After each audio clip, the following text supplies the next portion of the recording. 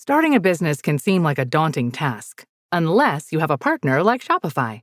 They have the tools you need to start and grow your business. From designing a website to marketing to selling and beyond, Shopify can help with everything you need. There's a reason millions of companies like Mattel, Heinz, and Allbirds continue to trust and use them. With Shopify on your side, turn your big business idea into...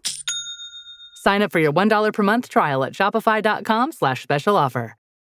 At Arizona State University, we've made online education better, smarter, and more personalized so you can go further in your aspiring field. I decided to pursue medicine once I realized that ASU did have the online program for biological sciences. You're still required to learn the same curriculum. You're still being tested on the same content that anyone would be tested on in person. The comprehensiveness of the program prepared me so well for medical school. Explore over 350 plus programs at asuonline.asu.edu. This is the Dragon's Lair, in association with the Riverside Sports Bar Newport, an American-style bar with a proper Welsh feel.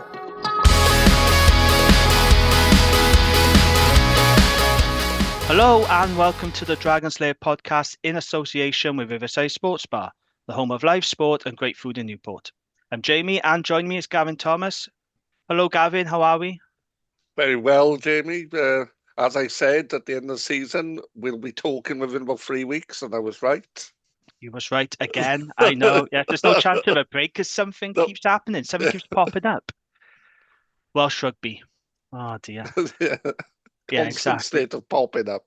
Oh, isn't it just? And he's back. He's with us. Gareth Leclerc. Hello, Gareth. How have you been? Hey, Jamie. Hi, Gav. Yep, good to be on. Missed it, to be honest. Missed listening to it on my Monday drive to work. So happy days. Good to be back.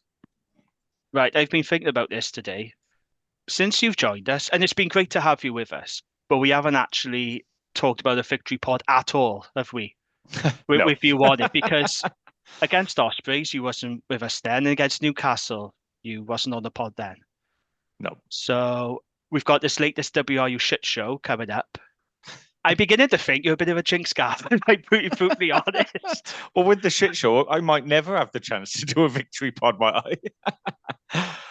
It's crossed my mind. I'm not going to lie, it has crossed my mind. That would be a sad way to go out. No, I'm sure it'll happen a few times next season. We'll make up for it. We'll see. Anyway, since we last recorded, there has been a lot of news. And that's even before we get to the latest shit show from the WRU. But before we get into all that, we had a big reaction to our interview that we did with David Buttress. And I just want to thank everybody who left positive feedback. And I just want to quickly read out some listeners' reviews, 5-star reviews, because we only read out the 5-star ones. That's the deal. If you leave us a 5-star review, you get a shout out on the pod. So thank you to those who have.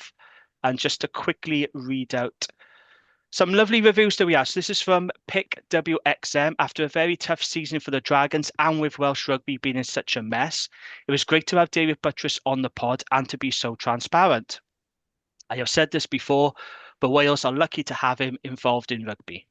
To be fair to Jamie, he didn't hold back from asking tough questions, and hopefully next season will be much improved. But, he says, I'm still not convinced with the coaching setup. We'll talk about that on another pod, I think, but thank you for your review. Stephen Morris gets in touch. Hello, Stephen. He says, Jamie, Gavin and Gav provide a weekly commentary on all things Dragons, Gwent and Wales rugby. Sometimes, he says, this is painful. It's true. But they bring a gallows humour aspect when things go wrong and sheer fan joy when things go right. With guests including David Buttress, Dragons Corona and other luminaries, this is the definitive pod for rugby fans in Gwent and East Wales. Thank you very much for that, Stephen. McNabs42 says, I have thoroughly enjoyed your podcast this season. Long may it continue. Season ticket already bought. Looking forward with eager anticipation to the season ahead.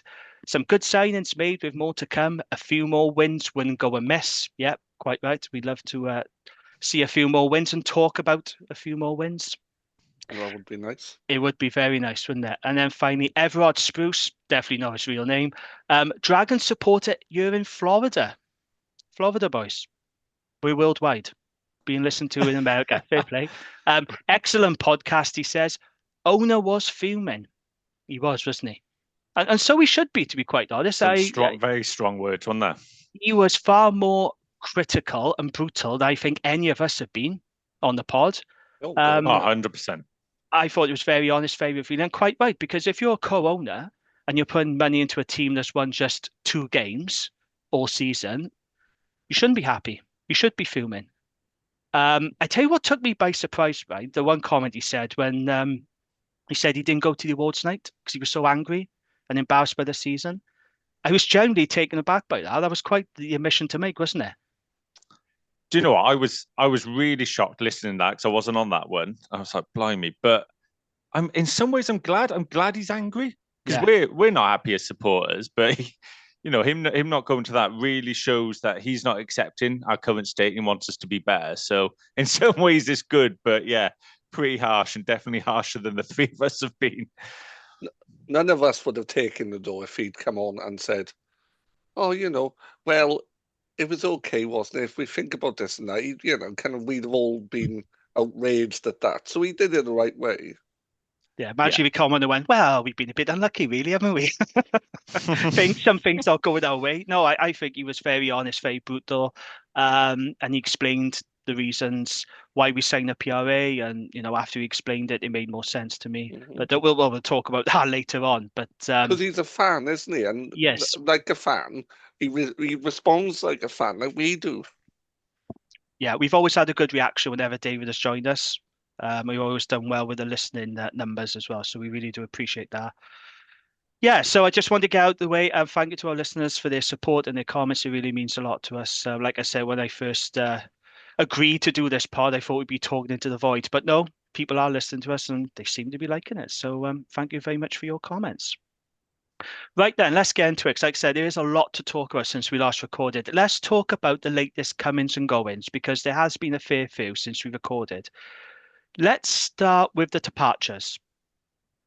And news I saw coming a mile off, and I did warn you boys, this was on the cards. I hate to say I told you so, but I knew this was going to happen.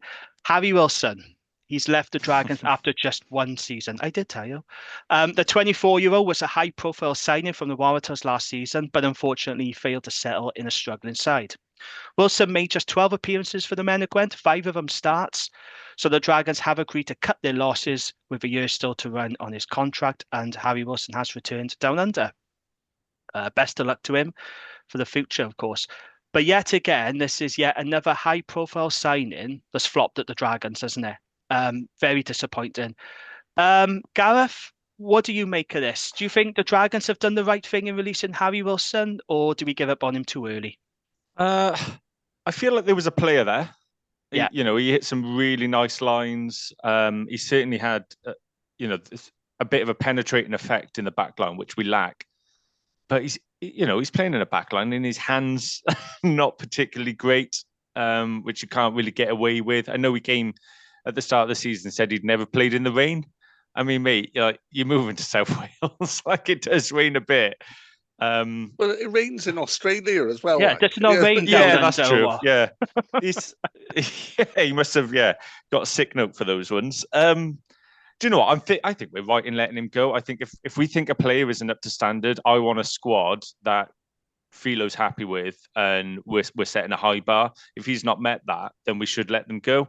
But yeah, I did think there was a player there. I wouldn't be surprised to see him kick on somewhere else and look like the player we thought we were signing, and wish him all the best. But yeah, just not good enough. Didn't do enough last season. He's gone into like Australian second grade rugby, so. Shoot Shield, I believe. Yeah, he's playing for. I mean, that sort of shows the level he's at. Then means we're probably right in letting him go. Don't be surprised if he gets signed by the Waratahs again or Brumbies, and he has an absolutely storied season for them.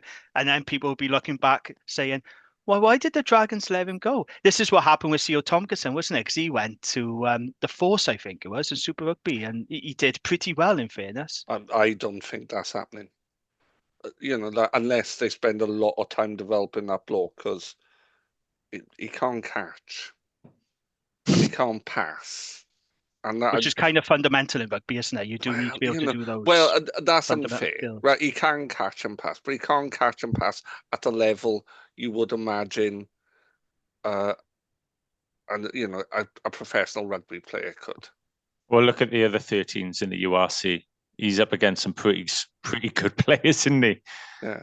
You're not worried about Melancello or, and these sort of players catching and passing, are you? Look on your arm. Yeah. Yeah, bit of a change in this. So, I mean, there's a few of our players who have left and have not been snapped up by pro teams, which shows I think we are right to let them go. Yeah, fair enough. I agree with you, though, Gareth. I do think there was a player there.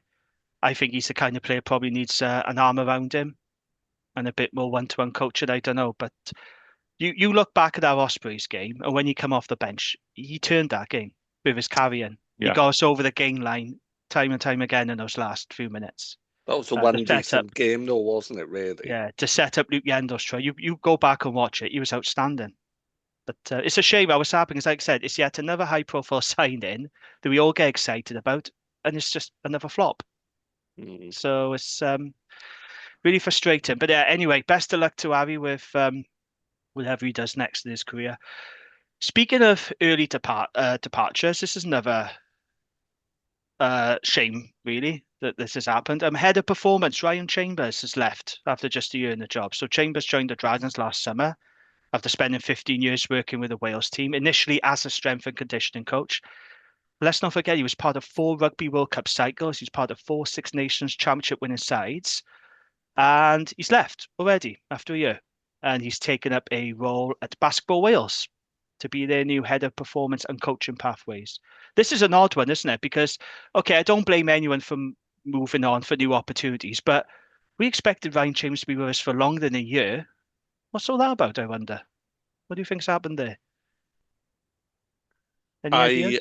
I think that he didn't think. Yeah, I'm guessing now. Right? I'm not basing this on anything. I'm not a man in the know, but I imagine that he thought I've not got what I expected from this, but also we probably felt that as well because there was significant issues in our strength and conditioning at points in the season. I think there's been problems with our strength and conditioning for a while, and to me, it made me angry when I seen that post because I was quite pleased with his appointment and was trying to accept that maybe last year, he was trying to bring players up to a level. I distinctly remember Cuthbert on another pod mentioning he caught up with him after the Ospreys game and he said currently the Dragons are probably at 7 of where he can push them, but he thinks next year is when we'll really see the benefit and he can really sort of implement what he wants. Well, he's not here, so great. And then we've promoted someone internally who's been overseeing strength and conditioning for 12 years, which, all due respect, and I 100% believe this person's doing the best they can, but they have been overseeing a below standard performance. So I just don't see how that is acceptable. Again, we hear from the owners, we want to set high standards, we want to achieve more, we want to improve. Well, it's not backed up by the off-field appointments. I don't think it's good. I think it's a bad move to lose him. Obviously, we don't know all the ins and outs of why he's going, but I was expecting that to be a long-term appointment. It's not a marquee signing that's going to make a difference in a few games. That's a long-term planning signing, and it's again failed. So it's worrying. No, I agree. Okay, it wasn't a marquee signing, but this was a major appointment at the time. Yeah, this was pretty big. Yeah. But yet again, it's these high-profile signings, appointments, another one that hasn't worked out. We don't know why. It's baffling, isn't it? Ryan Harris is the guy who you're on about. So he's been with the Dragons since 2014. So he's been promoted to head of strength and conditioning. The Dragons have brought in a chap called Paul Kremin, head of medical services. So Kremin has worked at London Irish, Cornish Pirates, Harlequins, and Portsmouth Football Club. So he's got, some good experience, I guess. But it's just a shame, isn't it? That I don't think we expected him to leave after just 1 year. When you make a high-profile appointment like that, and then after just a year, he's gone. If he'd been pinched by Ireland, fair enough, but he's not gone to a massively high-profile job elsewhere. I don't reckon Basketball Wales are paying a lot of money personally. I don't know. Strange one. But like I said, Well, it's not even fully professional. Anyway, all the best to Ryan Chambers. Moving on, friend of the pod and former Dragons head coach, Dave Flanagan, he's been named Saracens' new attack coach, which is a great appointment, isn't it? Dave Flanagan told the Saracens website, I'm absolutely delighted to be joining Saracens, a club I have admired and followed for a long time. The opportunity to come and work in the English Premiership alongside a talented and driven coaching and playing squad is incredibly exciting. The Saracens DOR, Mark McCaw, said, Dai will bring a new perspective, new ideas, and we believe he will take our attack to the next level. I gotta be honest, I'm so pleased for Dai. I'm really, really pleased. On the one hand, it's disappointing for Welsh Rugby to lose someone like Dai, because I still think, I know it didn't work out, but I still think he's a talented coach. He's a talented young coach. But this is a fantastic opportunity. I'm really pleased for him, personally. No, I'm super pleased for him as well. Yeah, I don't think he could have got a better job than that. I mean, I thought he was going to work with Wales under-20s or Wales women, something along those lines. But fair play, this is a top job. This is a really big job for him, isn't it? He's in for a shock. He's in for a shock when he turns up at Sarries and he's going, right, today we're going to learn catching and passing and pillars on rucks. And they're going to be like, mate, we know all that. It's like, what? Like, yeah, throw away your Dragons learnings, mate. Like, this is another level. No, genuinely really pleased for him. Like you said, top coach, top bloke. I think he'll offer a lot for them. It's going to be great to see what he can do in that sort of environment. And I agree, it is a loss for Welsh Rugby, but hopefully he can go away, learn, and hopefully one day come back to Welsh Rugby an even better coach, which would be hopefully beneficial to us in Wales then. But yeah. Fair play to him. Really happy for him. Yeah, me too. He's probably better being an assistant than a head coach. And I am sorry it didn't work out the way it did. I still think the Dragons let him down a little bit, by putting him in the top job after the Dean Ryan fiasco. And then he was expected to cover defence, be head coach. Then he was expected to be head of recruitment. He was juggling too many plates, and he's a young guy, and that's where I felt the Dragons let him down. But ultimately, he did have to take responsibility for the recruitment that we made as well and results because, he was head coach. So despite all that, though, I think this is a great appointment. I'm really pleased for him. And like we said, hopefully he'll come back to Welsh Rugby even better for the experience. He's going to be working in a winning environment with top-class players, isn't he? Because Saracens are a top club. So, yeah. Awesome. All the best, all the best. Not a Dragons departure as such, but linked to the Dragons. The one that I'm personally not happy about, I gotta be honest. Chris Kerwin. Now, he's left his role as sports reporter at the South Wales Arcus. So Chris was the Dragons rugby correspondent for many years. I think he took over from Robin Davey, if I remember correctly. And then COVID came and the Argus made some cutbacks. So that meant that Chris had to cover Newport County as well as the Dragons. And how he managed to juggle both teams as well as other, features in Gwent Sport was quite remarkable, to be honest. But unfortunately, he's now left the Argus, and it remains to be seen what Dragons coverage looks like at the Argus going forward. I think this is really disappointing news for Dragon supporters personally. I mean, the Argus was always our first port of call, wasn't it, for Dragons news and analysis? Because to be perfectly honest, I think BBC Wales and Wales online coverage of Dragons is pretty poor. They've always focused far more on the other three teams than they have with us. Whenever you listen to Scrum 5 Pod, it's always Cardiff or Scarlet's player as a guest they have, or they very rarely have any Dragons guests. But I didn't mind so much because I thought, well, we got the Argus. It doesn't matter about BBC, it doesn't matter about Wales. So, we always had the Argus till we had Chris for his analysis and features, but he's gone. And I just think it's really disappointing because who's going to replace him? I don't think they'll get anyone in to replace him. I just think they'll use either agency staff like the rugby paper do. They use press association. So you'll just get a basic write-up of the game, or you'll be a trainee reporter, because I know the Argus have a lot of trainee reporters, but will they have any idea about the club? Will they have an understanding? And I just think it's a massive shame. He's a good reporter, but we're not going to have that level of coverage now, and it's I know you're pretty miffed about this, Gareth, as well, aren't you? Yeah, disappointing. I mean, Chris has covered the Dragons for so long. He really understands where the club's been. He understands the fans' pain, and his write-ups were really insightful. He always managed to put into words what I couldn't manage to get out of my mouth. He's really good. I think it's a loss. I mean, I paid my Argus a subscription and read anything Dragons, but you could churn out anything and I'd read it for the Dragons. But now I think, well, if it is going to be that general sort of reports without that detail and that sort of knowledge behind it, is there any point in subscribing? You know, I want the Argus to do well, but if they're not providing what you need, it's a massive shame. So yeah, it's really sad to lose Chris, who's a good guy, to be fair. It's pointless paying for something that isn't what you want, isn't it? You know? Yeah. I don't know where people are going to go now to find out and get their Dragons fix. What are they going to do? This must be a podcast out there. I don't know. What they need is a Dragons-based podcast. Yeah. Someone who's prepared to talk about Dragons losing every week and get their news analysis from there. But I've got no idea who that would be. Without having a breakdown every week as well. Exactly. Maybe if we do it for as long as Chris has done it, maybe we won't survive. Well, maybe. You talk about subscription. I was thinking about this the other day. So it's $1.99 for a digital subscription to the Argus. Now you might think, well, come on, mate, it's only $1.99, you know, and you're supporting local journalism. Fine, I get that. I'm not being Scrooge about it.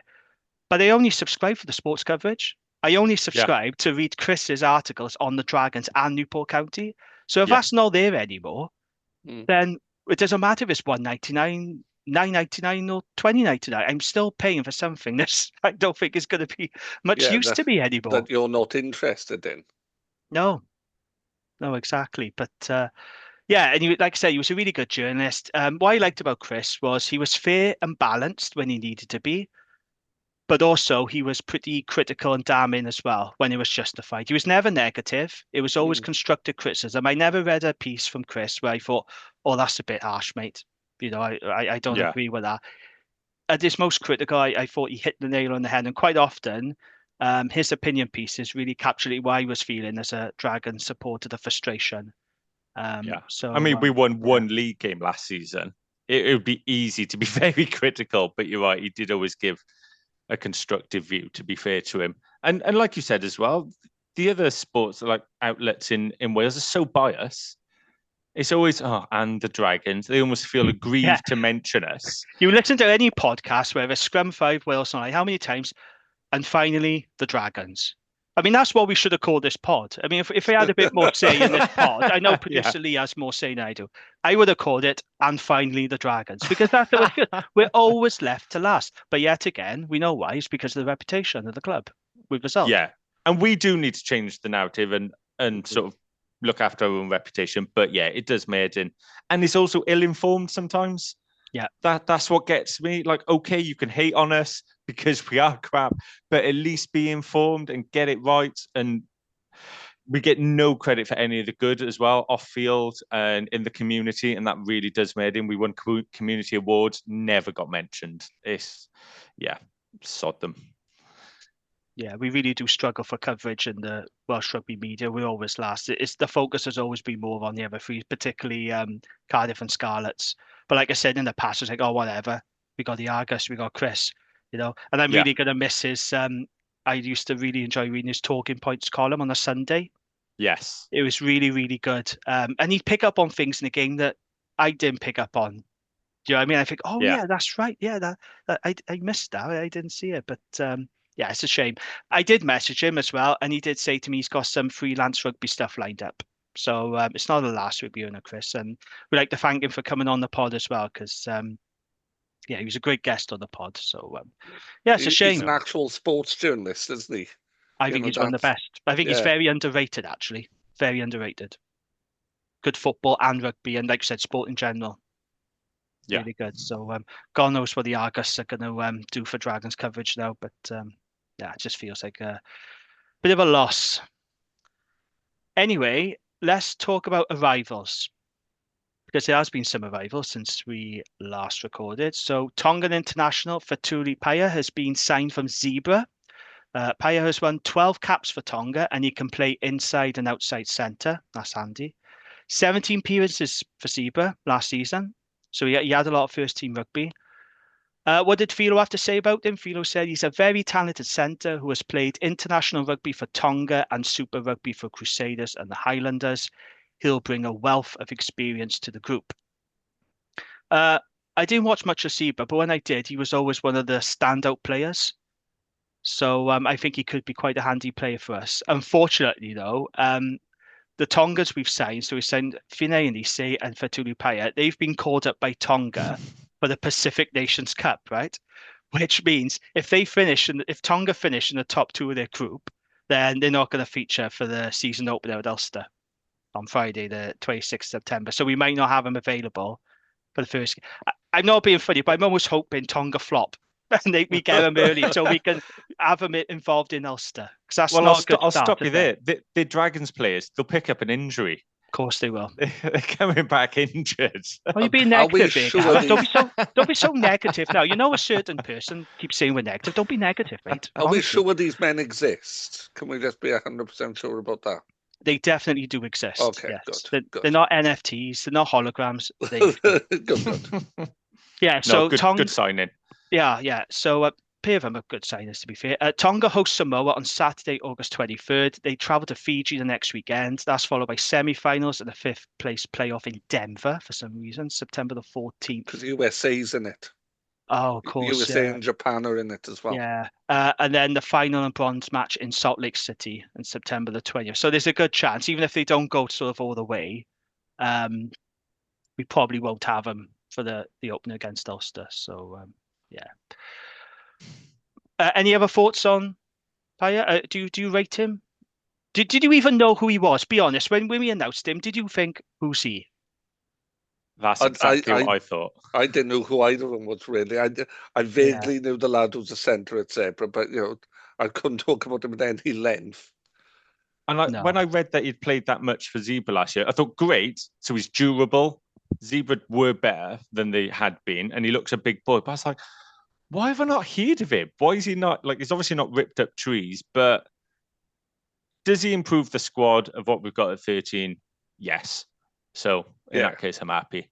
And we talked about the need to do that, didn't we? So, you know, we can't really criticise him for setting out to do the thing we asked him to do. Is he around 29, 30? Is that right? Yeah, he's late 20s, I think, yeah. That's the profile of the player we need in the back line, so I'll take that. If you remember when we lost to Zebra, you know the game when we was 21-7 up? Yes. And we really should have won. It happened a few times, didn't it, during the season, but we was 21-7 up, and of course, we blew it in true Dragons style. Paya scored against us, and it should not have stood because it was a double movement. Remember that? Does that refresh your memory now, Gav? That does, yeah. That try they scored, it was like, hang on, that's a double movement. Well, that was him. He scored that try, so yeah.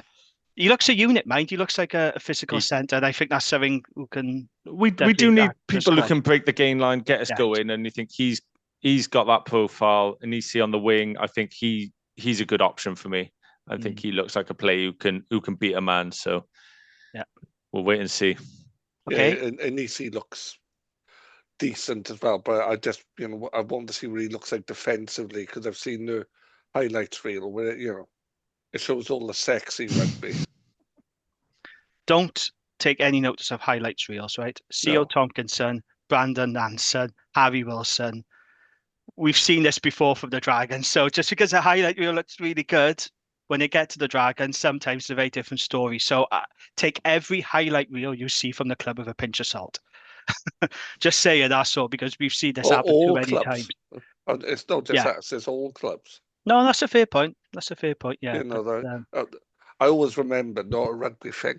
As you know, I follow Southampton, and about 20 years ago, we signed this Ecuadorian player called Agustin Delgado, and they showed the video screen up at St. Mary's, and honestly, he looked like the greatest player you've ever seen. I then saw him playing a cup game against Rotherham, where he hit the bar from 2 yards out. Yes. Indeed. Speaking of players who can get you over the gain line, now I'm happy with this sign. I know you two are lukewarm about it, but I'm happy. Who fancies a Big Mac? Who likes Big Macs? Are we Big Mac fans on you? I love a big juicy Big Mac. Seriously, He's, do you like Big Macs? No, hang on, Gav. Just stick with the Big Mac analogy first. well, Big Macs. No, Yeah, do you actually like a Big no, Mac? there's too much crap in them. I want a quarter pounder of cheese if I'm having McDonald's. I don't Big Mac. Don't sauce skin everywhere. Oh, it's lovely, the burger sauce. Gareth, are you a Big Mac fan? Oh, I'm not. I'm more of a chicken nuggets man. Oh, you play a boring bastards. Anyway, Dragons have signed Welsh international and Cardiff number 8 Mackenzie Martin, Big Mac, on loan. So Big Mac made just 6 appearances for Cardiff last season, all of them off the bench. And then he made 9 appearances for Cardiff RFC in Super Rugby Cymru. 4 of those appearances were as lock. The 21-year-old Famili currently has 5 Wales caps. Really interesting signing this. So Wales Online put a couple of articles, didn't they, saying he was interested in signing Mackenzie Martin, but he was under contract and still is. So he has another year left to run. So his contract runs out next summer, which is really interesting. Like I said, I'm pleased with this because I think he gives us something different in the back row. He's a big man. He can get us over the game line. But on the group chat, you two weren't as keen about this as I was. Well, let's come to you then, Gavin, first. So have you thought any more about Big Mac? Right. Have you changed your opinion? Or? Right, physically, great unit. Yeah, big bloke. Was he 6'5", 18 stone, big lad, quite athletic. But that's all it is at the minute, and I'm not sure we've got time for a project. Okay, interesting. Gareth, what about you? Yeah, he's not a player that I'd say I've hugely rated, although I've probably got a bit of bias against Cardiff players. And look how good Shane Lewis Hughes turned out to be. But are we better having him than not having him? Yes. Yeah. He's a proper number 8. At times last season, we fielded 3 6s playing together, which for me is just an absolute disaster. So we needed another out-and-out 8. I know he's played lock, but he's not a lock. He's an 8.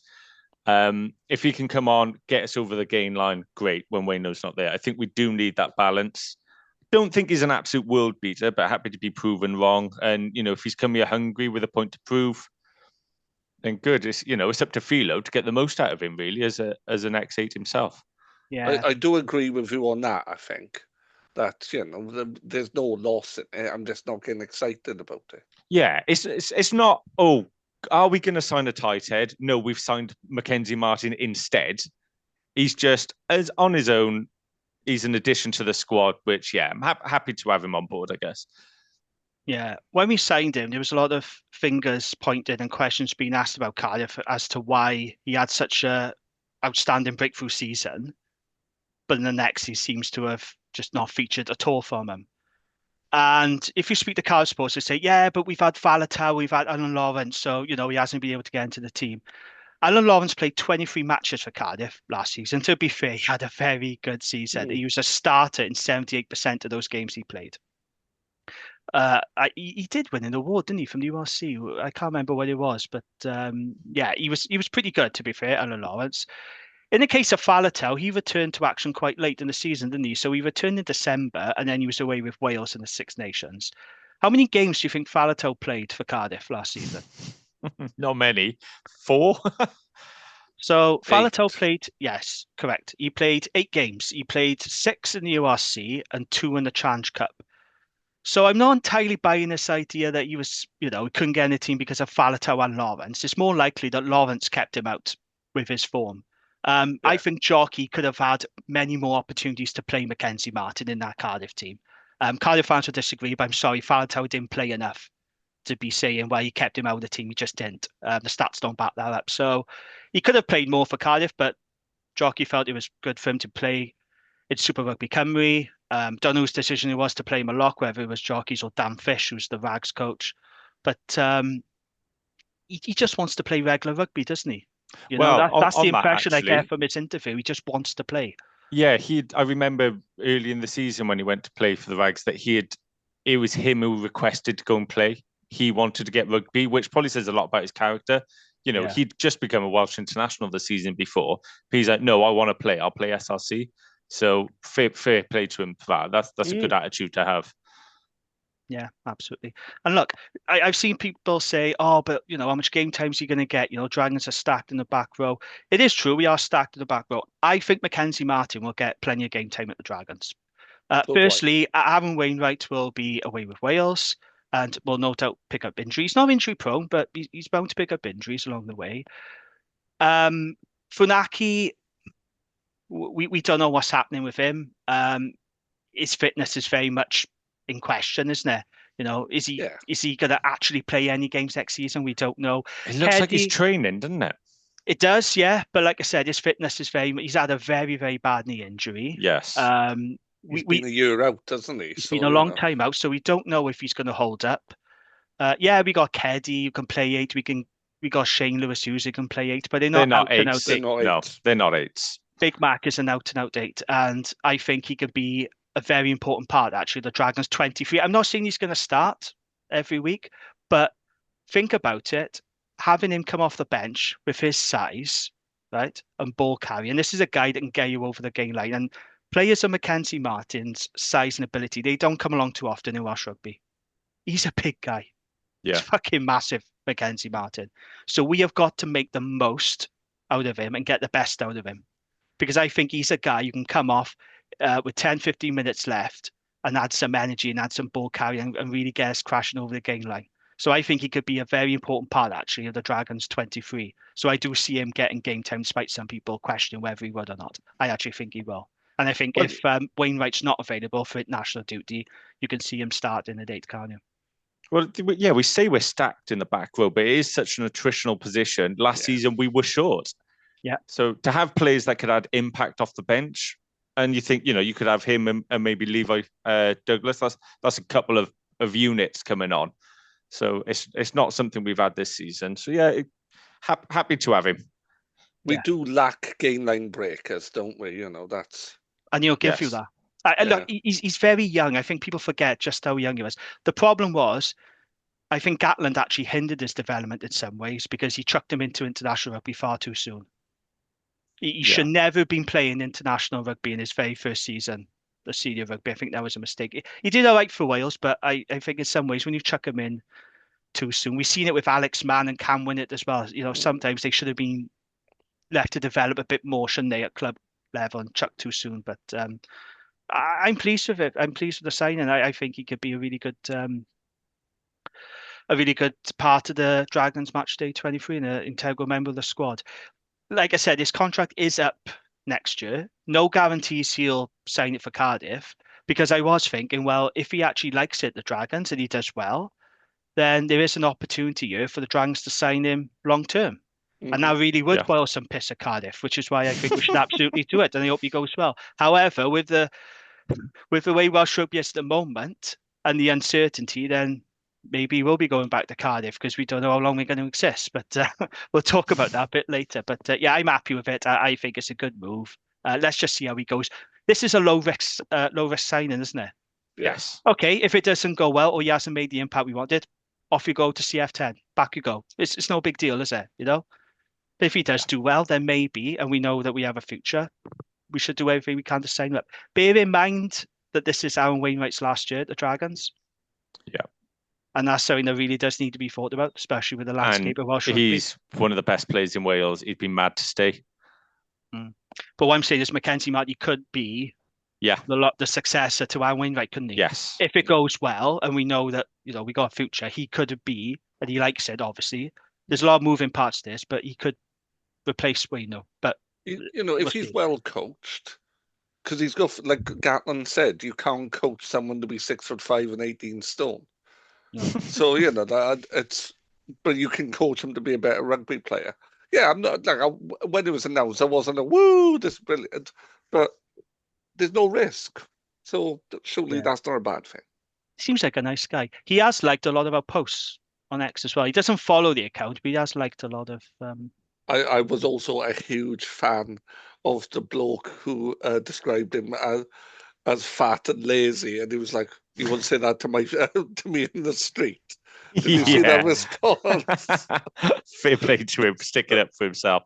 People on X, give your head a wobble.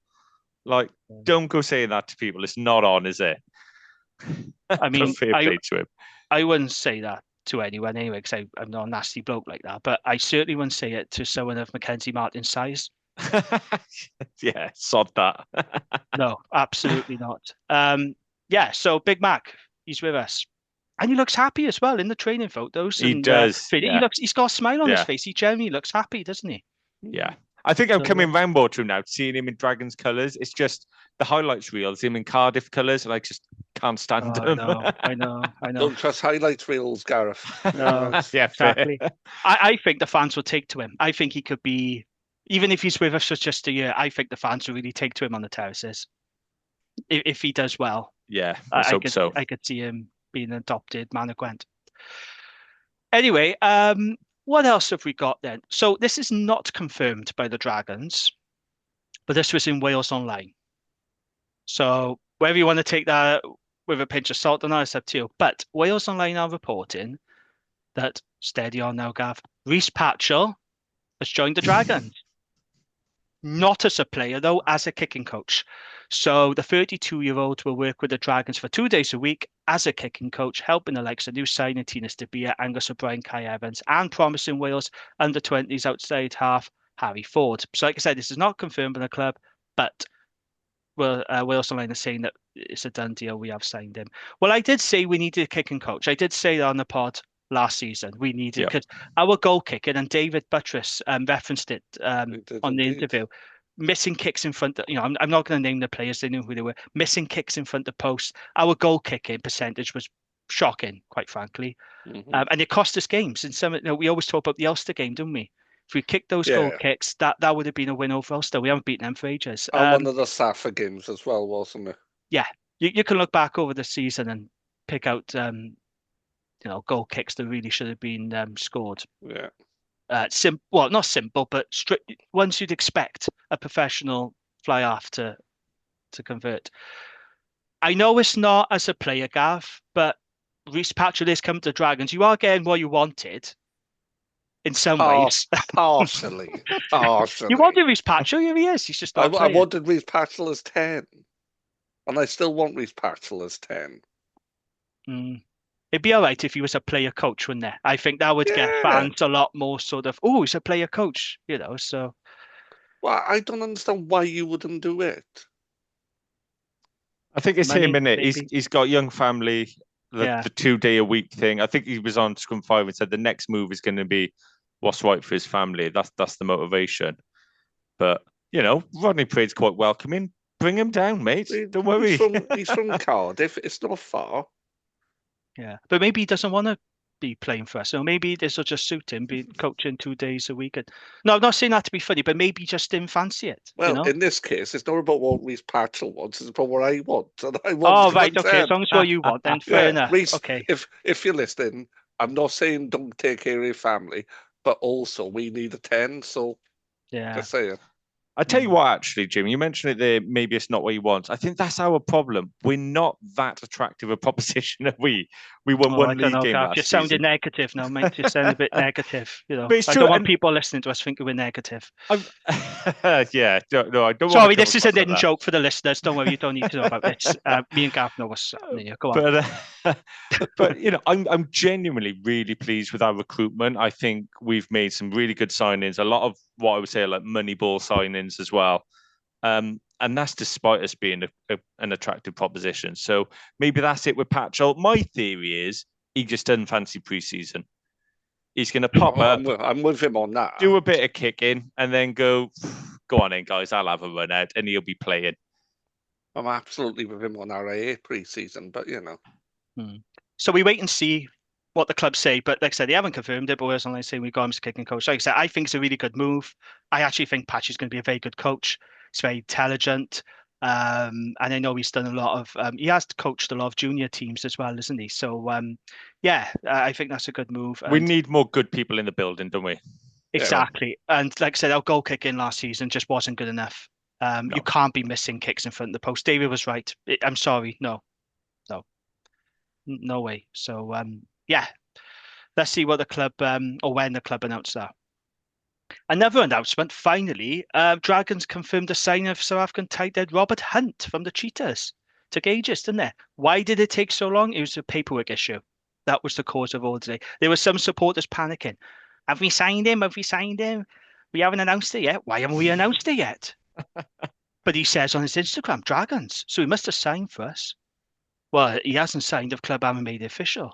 Oh, what's going on? Maybe it fell through. Maybe the deal fell through. No, it was just a paperwork issue. That's all it was. That was the only thing holding it up. But forwards coach Sam Hobbs says he has URC experience, having played with the Bulls, and has performed strongly, particularly at set piece with the Cheetahs in the Challenge Cup and the Currie Cup the last couple of seasons. In the prime of his career, Rob will add quality and depth to our senior tight end position, further strengthening an exciting competition with Dylan Lewis and Welsh international Chris Coleman for the starting free jersey. I added a Welsh international bit in there.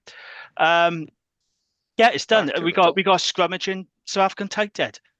Sounds good, doesn't it? That's great. I think that's what I'm saying. We're signing like Moneyball players, so we're not going to get the world's best tight end who can do it all.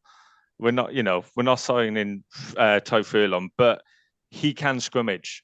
That's what we need from our tight end. Mackenzie Martin, we need an 8 who can power us over the gain line if we haven't got Wainwright. These type of signings are what we need.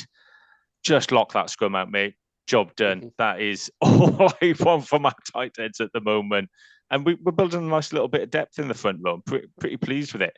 The best depth at prop we've had in a long time. Sorry, yeah, go on. No, I was going to say his highlight reel was actually one that I could get him on board with, because all I saw him was driving prop forwards up into the air and making the occasional tackle. Yeah.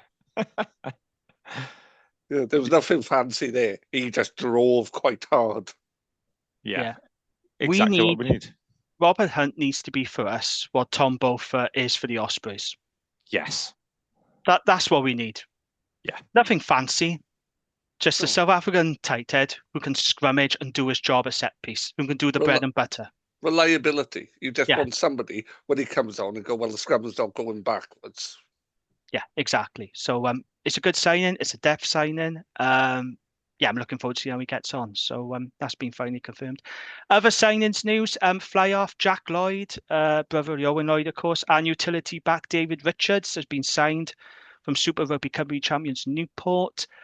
Again, these are depth signings. I am glad that Jack Lloyd is on the books at the Dragons. A few supporters have said we need to sign up Jack Lloyd because he could go to another region.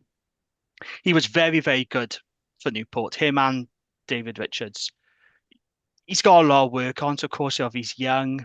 But I can remember back in the day when he was at Bristol, there were reports of people saying, coaches, he's actually better than his brother Yohan. He's got more potential. That was the wording from people at Bristol. So yeah, he's one for the future, but I'm glad he's on the books. And also, I'm really pleased to see Di Richards back. I liked him when he was with us, Di Richards, but he had that awful injury. Do you remember that hamstring injury against, I think it was the Lions out in South Africa? And he was scoring as well? No, that was it. He got injured when he scored against Zebra. I think he scored a hat-trick that night to Rodney Parade, didn't he? But no, I think this injury was done in South Africa, and he never really recovered from it. So Dragons released him. He went to Newport, and he's been playing mostly at the centre. And he's been really, really good. So I'm pleased to have him back. I don't think they're going to feature much for the Dragons next season. These are purely just there for depth. If we do need him, they're there. But I am glad about Jack Lloyd because I think he's talented. Like his brother is talented, but hopefully he has a bit more control at fly half and not like a headless chicken like Yohan can be.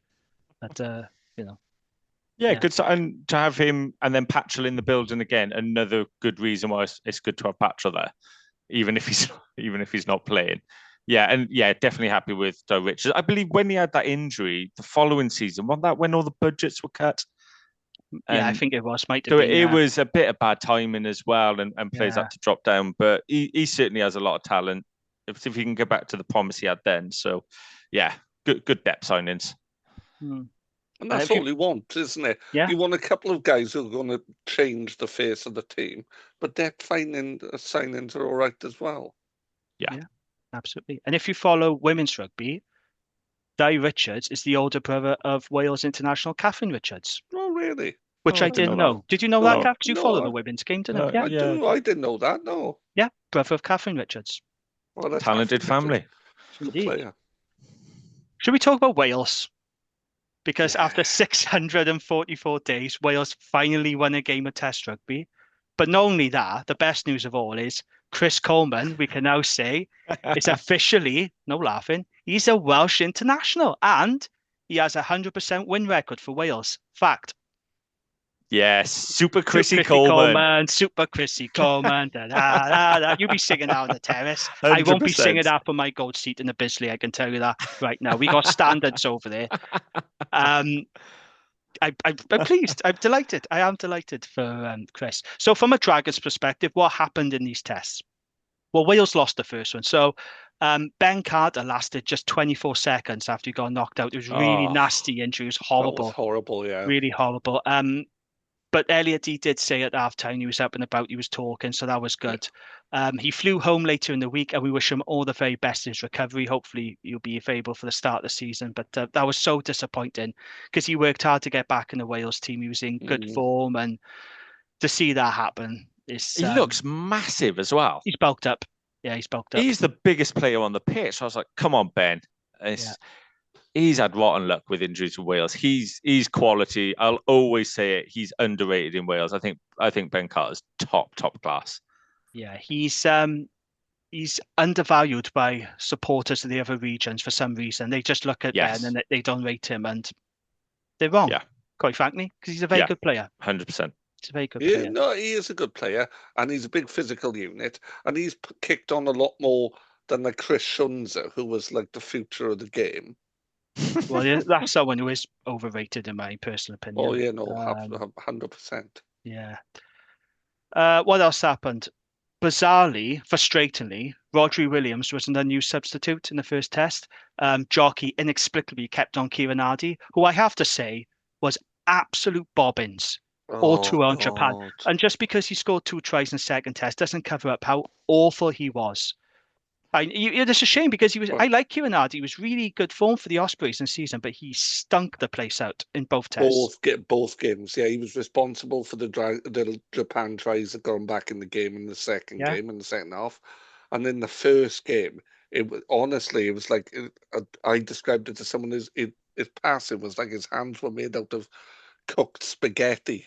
There was just absolutely no stability in his hands and just dropping. It was awful. Because people were talking about Dan Edwards when he dropped that pass. It was intercepted. No, it wasn't Dan Edwards' fault. It was the bloody pass from Hardy. Yeah, it was a shocking pass. I thought Dan Edwards played well, personally. He did. He had a very good game. But for Rodri not to come on the field at all, and for no logical explanation given, I thought was really poor. Management from Jockey. Ridiculous. He's had a good impact when he'd come on for Wales before. Just think, why you in those conditions use him? Let alone your 9 is stinking out the place. That was it. If Hardy was having a good game, you could probably think, I don't want to take him off now because Hardy's got some momentum. He's playing well. But he's rubbish. He was absolute rubbish. In the second test, Wainwright was absolutely outstanding. Oh my days, what a guy. I tried to find out who was player of the match. I couldn't find it anywhere. It should have been him, although I do accept that Josh McLeod had a very good game as well. Yes, he did. Oh, Josh McLeod was player of the game. He was officially. Are you sure? Yeah, he was. He got the award. Yeah. Because I don't know, I saw Gav Thomas hold that massive bottle of what is it, Lipton V, is it? Whatever it's called, that energy drink they have in Japan. So I don't know. Wainwright was amazing. He would have had man of the match. That was the trophy for the game. That was the Lipton V thing. If Josh Adams had kept hold of that ball, that'd have been a great assist from Wayno as well. That kick through. Oh, I know, it's beautiful. When a beautiful rubber through, and that's his footballing background. Wainwright, when he's like that, I just sit back. You just enjoy it. He's an absolute joy to watch. I thought he was awesome. Yeah, that was Wainwright back to his Talamatic best. He's been such a Tasman for Wales, and that was him back to his best. He hasn't been poor like some people have been saying. No. Because some people say, he hasn't been good for a while. Well, no, he's not been as good as he can be, though, has he? When he was Wales Player of the Year, I mean, high standards. Yeah. I honestly don't think he'd have been out of place on the Lions tour with the back rowers there. He wouldn't have looked out of place. I think he's absolute quality, to be fair. Well, in my unbiased opinion, he was player of the match as far as I'm concerned. I thought he was outstanding. And then Chris Coleman came off the bench.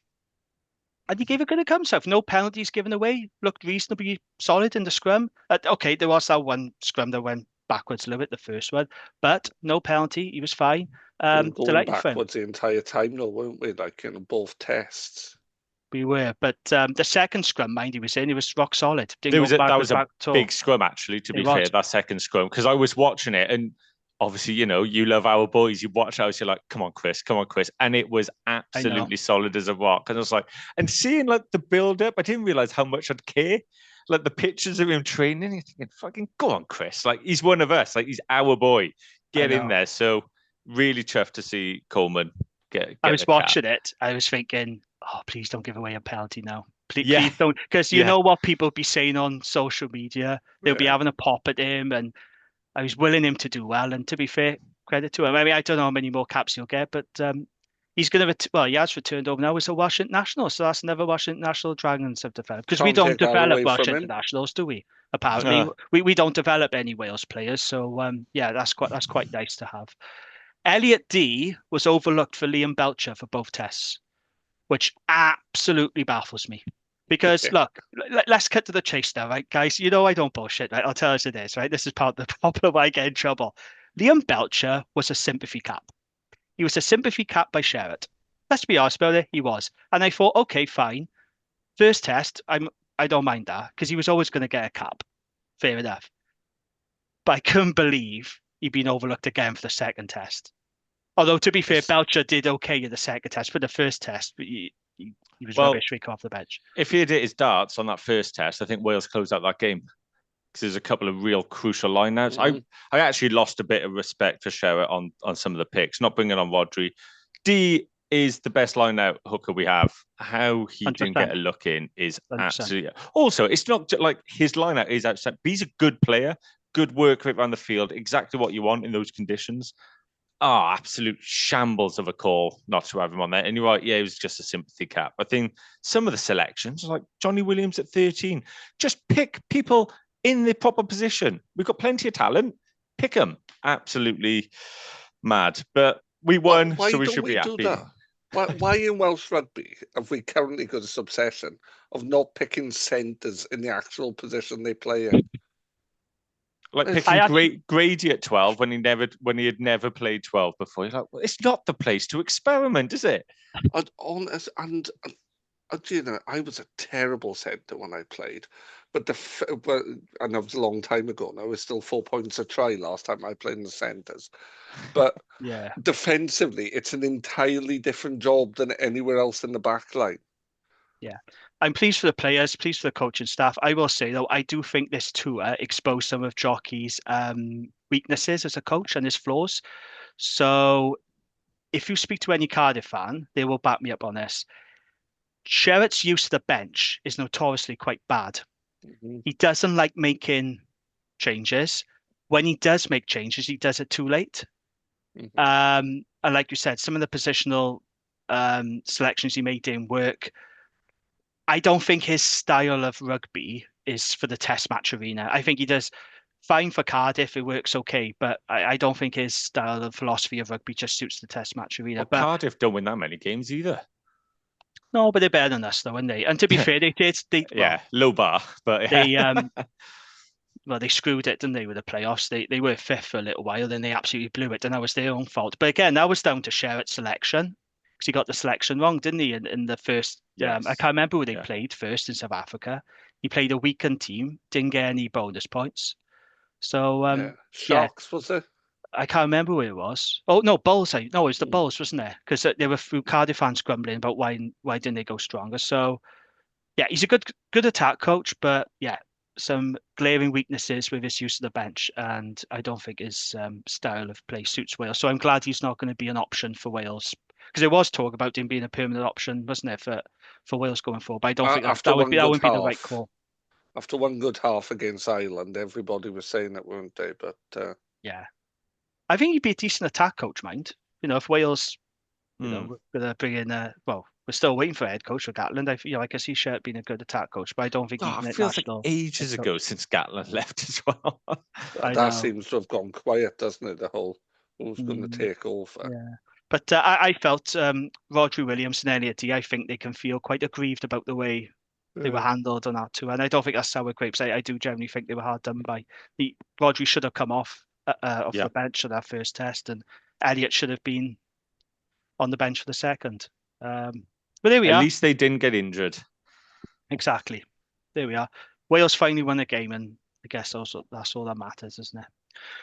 Right, before we move on then, if you like what we do, please leave us a review on Apple Podcasts and Spotify. 5-star review, you know the rules, you know what you got to do. 5-star review will get you a mention on the pod. And if you prefer to watch us on YouTube, and I don't know why you would, but if you do, then don't forget to subscribe to the Rap YouTube channel. Right, okay. I think we need to talk about it now. Should we talk about the WRU shit show? Is that the official title? Yes. Let's go into it then. So the WRU has announced that it intends to implement a radical restructuring of the professional game in Wales for the 2027/28 season, which could see the number of professional teams reduced. So in a statement, the WRU said the current system is failing and it's unsustainable. And it's already confirmed it does not intend to continue equally funding the 4 professional teams. So a consultation process between the WRU and the 4 professional clubs and other key stakeholders will take place over August and September. The consultation will cover the entire framework from pathways to professional club structure and the senior men's and women's game. So this is not just about regional rugby. This is a review covering the whole spectrum of the game. So I think that's important to note. They will then confirm the next steps in October following board approval. So we should hear from the WRU in October about whether they're going to cut a team or what they're going to do. Do we think we'll stick to that deadline October? No. We'll wait and see. No. So key potential developments to be consulted on include this.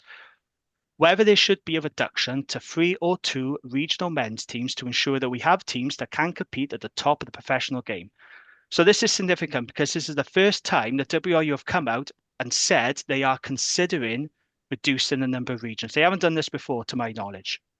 Yes, in the past, they've said stuff like, nothing's off the table, but that's such a vague statement, isn't it? Nothing's off the table. This was the first time they mentioned it in detail that they are considering a reduction.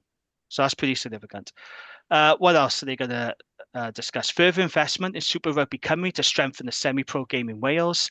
Significant investment in player development and pathways, a national centre providing development for elite players, coaches and staff, professional sides being home to both men and women's teams. So whatever teams are left, there will be a women's team alongside playing at the home ground. The funding model to underpin success to ensure that the new model is financially sustainable and the teams are long-term investable propositions in partnership with the WRU. So just to give a bit of context, the current professional rugby agreement, the PRA, that runs out in 2027. It was due to be replaced with a new 5-year deal, which was signed, of course, by WRU Cardiff and us, the Dragons, but it wasn't signed by Ospreys and Scarlets. The 4 sides are expected to continue to exist in their current form until at least June 2027. But now the future of the regions will be under fresh scrutiny. So one of these teams, if they are going to cut, they're going to have 2 years left. That's basically what they're saying. Media reports says the URC would prefer the WRU to cut to 2 teams rather than 3 because 2 is an even number, and they've been in talks with 2 American franchises about joining the league, which is just come off it. Absolutely ridiculous. I mean, I like the URC, but as if it's not a convoluted mess already. Now you want to bring in American teams. Yeah, excellent. More travel, more expense. Marvelous. Yeah. There's also a chance an Anglo-Welsh league could be formed if Wales does go down to 2 teams. So yeah, that's the gist of it. It's hard to know where to start with this one, isn't it? Who wants to go first on this? Who wants to talk about this? I'll let Gareth go first. Go ahead then, Gareth. Your reaction to the news that Wales is now considering reducing to 2 teams. Oh, well, apparently, according to media reports, they want to reduce to 2 teams.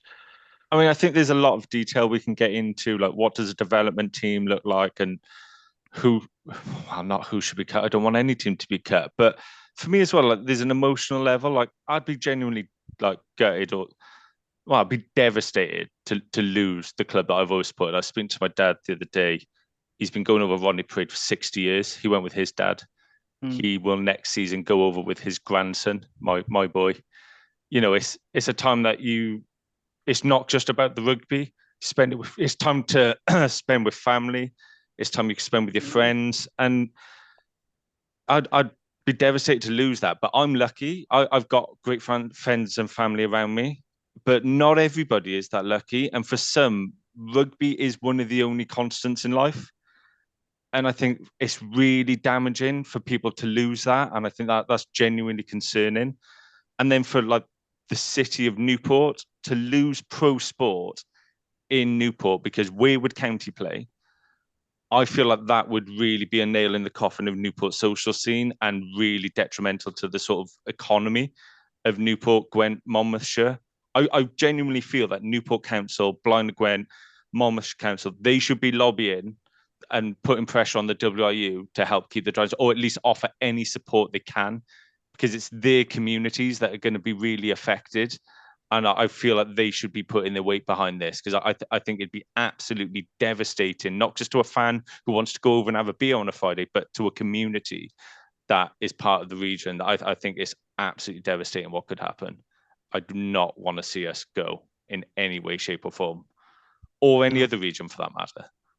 No, you raise a really interesting point, and I think it's a point that not many people are taking into account with Newport County. Now, I know some Dragons fans won't care, but what would happen to Rodney Parade if the Dragons are cut? Newport County are our tenants. Yeah. They would be homeless. Look, I go over to Newport Stadium, Spitty, to see Newport RFC. I did it a couple of times when I wasn't watching County and Dragons. That is not fit for professional sport. No, it is not. County can't go back there. I mean, they might have to, I guess, if worst comes to the worst. But that is not a professional stadium. That's not a professional stadium. It's fit for purpose. It's fine for Newport RFC. It's fine for Newport City FC, who play there, another amateur team. But it's not fit for pro sport. I think you're going to kill pro sport in Newport and Gwent if the Dragons are cut. It's a very good point. And just to add, I did have a brief exchange on X with the 1912 Exiles pod, who been keeping aware of the situation. And I did say all Newport County supporters need to keep in touch with this now. They need to see what's happening. Even if they don't like rugby, they should be keeping a very close eye on what's happening, because it does affect them. They could potentially be homeless. And Rodney Parade, God forbid, if the Dragons are cut, that could be knocked down for housing development or giant bloody Tesco's or something like that. Like, that if we go down to two teams, the threat is real. And it's a really important point about the economy, the pubs. The pubs are struggling now, aren't they? In the city centre. It's the footfall. Yeah. Me and my friends, we go to Newport for a pint to then walk over the game. If there's no game on in town, are we going to be in town? I don't know. You lose that footfall. Absolutely. My wife might drop me in and she might do shopping, not to be stereotypical, but that's a situation that happens. Gotta be careful. You're like, well, you're losing that footfall, so I'm not getting dropped into town, am I? It's really damaging. I genuinely think County fans, they should be back in any way we can support the Dragons and pro sport. We should be. I think anyone who's got a voice it. We all need to show that we are here and we're not going anywhere. Yeah, exactly. And Rodney Parade is a community hub as well. Yeah, people forget that it is a hub for the community. You think of all the training camps you have here, sporting memories. Yeah, it's a really important community hub for a lot of people in the area. And if it's gone, then it just doesn't be a thing. Well, the amount of teams the Dragons do, there's the All Stars, the wheelchair rugby. There's so much that Dragons do in the community, and to have that taken away. That's award-winning community team, as you mentioned earlier. Yeah, the work we do in the community. What are all these kids and people in the community going to be doing without it? The council are going to have to pick up the slack. So you might as well just support the Dragons now. Gavin, what's your take on this statement and proposal to? So, if the WRU had a chance to do this, they had a chance to do this 21 years ago when we went to the regional game. but they bowed under the pressure of some clubs that will remain nameless. It's not the time now. You've missed our opportunity. There are communities absolutely rooted in major towns and cities in the country, and to cut 2 of them, well, do they not want those people to go to rugby anymore? Is that the plan? Because let's hypothetically state there's a West Wales team based in Llanelli, and there's an East Wales team based in Cardiff, which will have Cardiff in its name, and the Llanelli team would have Llanelli in its name. None of us are going, are we? None of us would go, because how many people would say, I'm from East Wales? Nobody, absolutely nobody. You say, I'm from the cities, I'm from Cardiff, I'm from Newport, or you're from the valleys. Nobody says, I'm from East Wales. West Wales is a thing, but Swansea isn't really West Wales. Swansea is South Wales, and West Wales is like Carmarthenshire, Pembrokeshire, that bit. It's nonsense. We know where the Dragons are based. They play in Newport, in black and amber. What colours are an East Wales team going to play in? Yeah. Blue and black, probably. Again, look, I just think we need to start being honest about it, right? If the WRU, because they haven't come out and specifically said we're going to cut to 2. What they've said is it's a consultation to reduce the number of regions. But Wales Online and Daily Mail and other media outlets are really pushing this narrative. They've been driving it forward. And they are convinced that the WRU are going to cut to 2. That's what they're saying. That's the likely direction of travel. If it cuts to 2, let's be honest, it's going to be Cardiff, it's going to be the Scarlets. Yeah. And I'm sorry to say that, but the Ospreys are not going to survive. And I like the Ospreys. I like the Ospreys a lot, but there's still some doubt about St. Helens, and they will not survive over the Scarlets. Sorry to my Ospreys friends, but I think you know this as well. You're not going to survive. There's all kinds of rumours going on about the Ospreys at the moment. I mean, if you believe social media, someone met a bloke in a bar and told him that don't be buying Ospreys tickets, season tickets for next year. I mean, they haven't even got season tickets on sale now, mind the Ospreys. They are the only region right now who don't have season tickets. If I was an Ospreys fan, I'd be genuinely fearful. And I know Lance Bradley is doing his best. He's pushing the narrative about St. Helens. It feels to me like damage limitation. He's not an owner, is he, either? No, he's not. He's not an owner. No. They're going to go. They're going to go. And if it's in the East, we are not going to survive over Cardiff. The only team we know that is safe really are Cardiff. 100%. They're the capital team. And everyone knows. And Cardiff fans that, act progressive and claim they don't know that they're safe. We know Cardiff are safe. Oh, it's all nonsense. It's disingenuous. Yeah. Listen, Abby Tierney came out, and what did she say? She said, we could not allow the demise of professional rugby in the capital. Exactly. She came out and said it was unthinkable. It was unthinkable. Yes, it was unthinkable. Yeah. She said it was unthinkable to allow the demise of professional rugby in Cardiff. Cardiff are going nowhere. They're fine. Yeah. But here's the other thing. People talk about East Wales team. If they play at the Arms Park, they've got to be called Cardiff because that's what's in the rules of the Cardiff Athletic Club. Any team that plays at the Arms Park, I'm sure Cardiff fans will back me up on this as well, I think, they have to be called Cardiff. No, that's in the covenant they have with the Athletic Club. So we know it's not going to be East Wales. If they play at the Arms Park, it's going to be Cardiff, unless the WRU sort of had words with the Cardiff Athletic Club. But they wouldn't. It will be Cardiff. But yeah, we all know it's going to be Cardiff. Yeah. And it's not going to be a proper merger. It's going to be a swallow.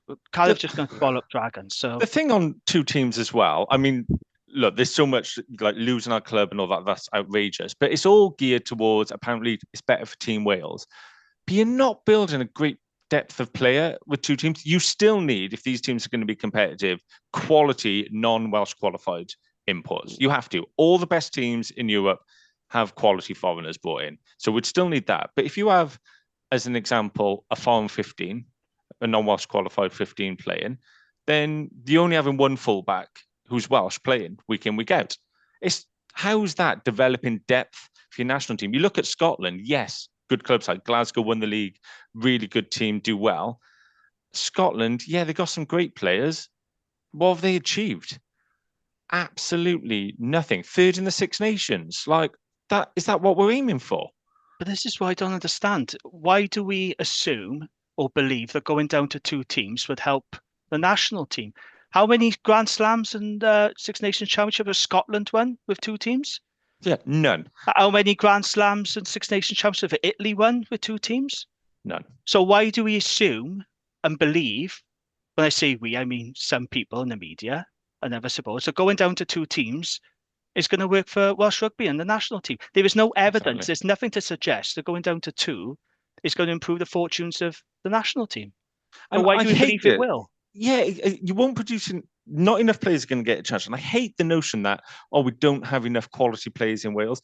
We have plenty of quality players. But if you look at all the other teams in the URC, in the English Premier, and in the French leagues, they've all got high quality imports, and we don't have that. That is what our regions are missing. A few top draw players and bringing our better players home, because we do have some quality Welsh players not playing in Wales, which doesn't help us. I believe we produce players. I think if you cut to 2 teams, there are so many quality players that are not going to get the chance to shine. You got Winner and Beetham playing at Cardiff. Only one of those fullbacks is playing. Well, if you merge, where's Anderson playing? Where are these players going to get the pro rugby that they're good enough for to get? It's just, it doesn't make sense to me. And that's probably the least of my worries about going to 2, to be honest, because I think actually losing clubs is ridiculous. Yeah, so many talented youngsters are going to miss out, aren't they, if it's just 2? Mm-hmm. That's the problem. I get you will cut some dead wood. I do agree with what people say, that, yes, the regions are carrying players that probably aren't good enough. Yeah. I get that. But then where do all these talented youngsters, where do they get their opportunities? Well, they're probably going to end up going over the bridge, aren't they? So we're going to lose That's even where more you young need the Welsh budget talent. to get rid of the deadwood and bring in quality, internationals from abroad. That's what you need to swap them with. Yeah. So say, for example, I'm playing devil's advocate here, just to be very clear, okay? Say, for example, we go down to 2 and the Dragons are cut, right? Well, would you prefer these alternatives? Because I was listening to Scrum 5 Pod last week, and the guy on it, not Gareth Riso, and there's another guy, I think his name is Matt Lloyd. He said this a couple of times. He always advocates us being a development team. And his argument was, well, I would just say to him, we're not going to give you as much funding as the rest. You can carry on producing players. We've got a lot of talent in Gwent, historic rugby area. Don't worry about results because, they don't win anyway, so it's fine. And I was like, jog on, mate. Just jog on with our idea, because you've come up with our idea and you haven't given any thought whatsoever to whether the supporters want it or not. I mean, we've heard this idea of development team. I mean, we heard it years ago, didn't we? I remember 2015, 2016, we was having the likes of Gwyn Jones and Jiffy say we should be downgraded to a development team. Would you, Gareth, as a Dragons season ticket holder, renew your season ticket and accept if Dragons were downgraded as a development region with less funding, relying on kids? I'll make it very clear it would be a no. I've accepted that we've had lower funding before and we're in the position we're in, but I've got hope. And if we are condemned to a development team, that hope is taken away. It's not what I've signed up to support. The one thing on development region that really annoys me, if a development team, like that person had mentioned, is just a team with poor funding, what's that developing? Because you're not creating an environment where the kids are going to thrive. To me, a development team, not that I think we should have one, should probably have the highest spend on coaches of any of the region, because they are literally coaching your supply chain. They should have great facilities and they should be able to build a squad. And those kids need to be winning games, which we're not doing at the moment. None of the regions are winning enough. But those kids need to be winning games to develop as well. They need plenty of budget to them. But according to the guy at BBC, results don't matter. Absolutely outrageous. You could be a development region because the Dragons aren't winning anyway, so results wouldn't matter. That's what Matt Lloyd said on the Scrum 5 Pod. That's nonsense. Results always matter. It's bloody professional sport. That's what he said.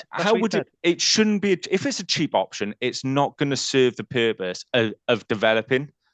It needs to also have all the investment for the top class. They should have better coaches than anyone else. So it won't happen because you might as well just have a proper club. And no, I wouldn't be interested in supporting development team. It's not what I've signed up for. I've got hope that one day we're going to go to the moon. Whether we ever make it, I don't know. But if we're condemned to that, then my hope's taken away, and I'm just not interested in that. So we put out a poll on Facebook asking supporters if the Dragons were to become a development region with less funding, as suggested on Scrum 5 Pod and elsewhere, to be fair. A lot of people have been saying this on social media. Oh, we should have a development region, make Dragons the development region. Again, no fault, no care to whether we want it. That's just what we're told. Would you still renew your season ticket? How many people, well, percentage-wise, how many you think voted yes, they would renew the season ticket? Less than 10%. Gareth, how many do you think? Yeah, I'd say less than 20%.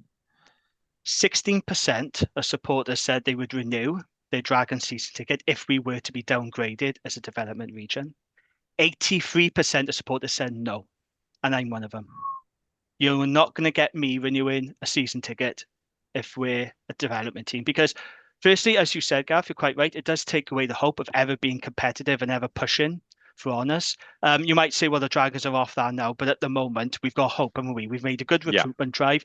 David Buttress came on the pod and said, one of our targets is to make the playoffs. That's what we want to do. If you're a development team, you haven't got a chance of doing that. It's going to affect your recruitment. Who is going to want to sign for a development team? You're not going to sign any major names, are you? Let's be honest, who's going to want to do that? And it makes it hard for you to keep your best players, because what happens if a development team will bring some really good boys through, they'll do well, and what will happen? They'll just leave. They'll get cherry picked by Cardiff, Scarts, they'll go over the bridge. So we're just developing players for other teams. Yeah, that's what you're doing if you're a development team. You've got no chance to keep them, because once they do well, they'll be gone.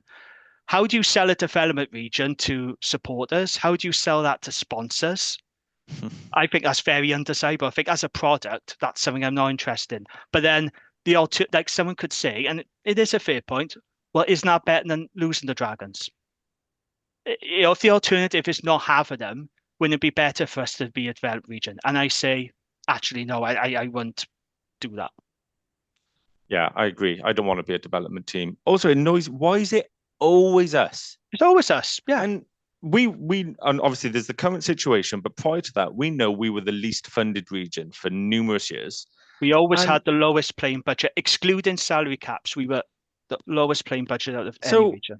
If in that time you were a successful region, you were given more funding, why, given that you were given more funding and you were successful, if you haven't managed to have any sort of foundation, no assets, nothing, and you've not really managed to grow a fan base through all that success and extra funding, why should it be your turn to have another go at it?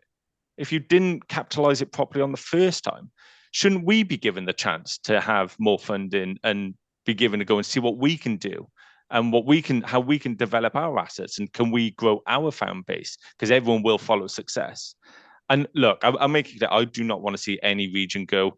They're exploring the option of 3 or 2. To me, they haven't said 4 is completely ruled out, but I'm probably clutching at straws here if I'm thinking it is going to happen. It's unlikely. Yeah, it's very unlikely. But my preference would be I don't want to lose any team. I want teams to hate. I can't imagine not having Cardiff. I mean, Cardiff will stay, but they'll be fine. Cardiff will be fine. You want those rivalries, and we can't lose the Ospreys. It's the only team we can beat.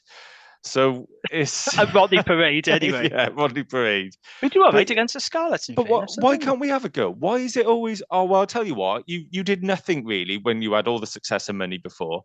Have another go to see if you can actually run it properly this time. Well, why can't we have a go? And we've got clean balance book as well. The development model. If you're starting from zero, we're a much better model to invest in. Considering we've got the assets and we can grow commercially, and we've finished in the black. Do you want to invest more into paying off debt elsewhere? The development team model doesn't exist anywhere else now. They had it in Ireland, and Ireland stopped it. But with Connacht mind, this is a bit of a misunderstanding, red herring, because Connacht were a development team for some time. But what happened was Pat Lam was there, and they had a significant uplift in funding, and that allowed them to sign guys like Bundyaki. Remember they were signing Mills, Miliano, and all these guys. So they did, whilst they had less than the other 3, they did have a significant uplift in funding, Connacht. So when they say, it worked for us, we're development. you were signing they guys like weren't. Mills Miliana for 300k a year, so you did have money. Exactly. They weren't a development side at that point, were they? That's slightly not But we were true. always compared to Connacht, weren't we? In the Yeah. past, it was always Dragons are similar to Connacht. Are we It's going not to the sign case now. a Kiwi international fullback? I'd be all right with that. Yeah. Yeah. So if we can sign, we'll sign Barrett. Then call us what you want. We'll be a development region if you want. Yeah, David look. Havili.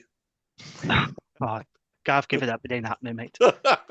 Going back to what you were saying earlier, right? I've always been an advocate for 4, and I still am. I don't want to see any team go. Honestly, from bottom of my heart, I don't want to see any team go. I think 4 is the right number. Having said that, I'm resigned to the fact now that we are going to lose a team. It's going to happen. I think whether we like it or not, it's going to happen. Mm-hmm. And if it's 3 teams, I think we could survive because I think we have enough potential off the field. We're in a very good place off the field. We are the only team to own our own stadium. We carry far less debt than the others. There's a lot of potential at the club with redevelopment of Rodney Parade, etc. If it goes down to 2 teams, we're not going to survive that. No. We're not. It's going to be Cardiff and it's going to be Scarlets. And it's not going to be branded as East and West. It's going to be Cardiff and Scarlets. So when they talk about a merger with Cardiff, is that something that you could support, Gareth, do you think? Could you swallow your pride and go, well, it is pro sport and no, it's only down the road in Cardiff. Could you accept a merge with Cardiff? No, you couldn't drag my corpse there. It's that would never happen. And it's not a merge, is it? It's just them absorbing us. Yes, that's what it would be. And it would be called Cardiff, as we mentioned earlier, with a Cardiff Athletic. We might put some amber on the away kit. Just don't bother, mate. Like, I got nothing to do with you. I'd rather spend my money getting the train to Gloucester or Bristol. Go watch them. Gavin, a merger with Cardiff, do you think that's... I mean, your boy supports Cardiff, so you could be a lot closer to him if you took up Cardiff membership. And I still talk to him remarkably. It wouldn't be a merger. I think of this from my own club's point of view, where a bigger club wanted a merger with us, and essentially that involved us giving them all their players and becoming members of their club, because the bigger club will always take the hindmost, won't they? Yeah. So it wouldn't be a merger. For me, it would be a merger if we came up with some stupid name and the games were played equally between Rodney Parade and Cardiff, and the colours represented both sides. That would be a merger. Anything else, absolutely not. For me, it's simple. I'll make myself clear. If there's no pro team playing out at Newport, I'm out. If we become downgraded to a development team with less funding, I'm out. Any merger with Cardiff, again, I'm out. What do you do? Go watch the SRC? Well, look, I enjoyed watching Newport RFC over Newport Stadium on the occasions I've been there. It's only down the road for me, walking distance, 15 minutes. I would probably take up a membership with Newport RFC. Obviously, I'd have to think about Newport County because I'm not sure where they would be playing. And I would go over the bridge and catching games at Gloucester. I had a conversation with my dad today about this. He said before he became a Dragon season ticket holder, him and his partner used to go over to Gloucester quite regular. They make a weekend of it. And he enjoyed it. He really enjoyed going over to Gloucester. I think that's why he would do. Gloucester, yeah, proper club. Like I said, shared. Gav, you've been to Gloucester a few times. Yeah, I literally went this season with my dad, my old man, and my uncle. It was great, to be fair. And it's close, dangerously close. But there's nothing like supporting your own. Absolutely. So please, owners, we know you've got the fight in you. Please don't let us go. Yeah, I just can't imagine life without the Dragons. The thing is, you won't have the same. I hate this word; makes me think of Lee Jarvis. But you won't have the same affinity, will you? Because he said no. Well, but it's true. It's true. Because, it is true. We're all blokes from Gwent. You're both Newport boys. I'm a Valley's boy, but we're from Gwent. That's where we're from. Well, it's like when I go watch Harlequins. I like going to watch Harlequins, but I don't feel any affinity, mainly because I don't drive a Bentley and I don't eat caviar at half time.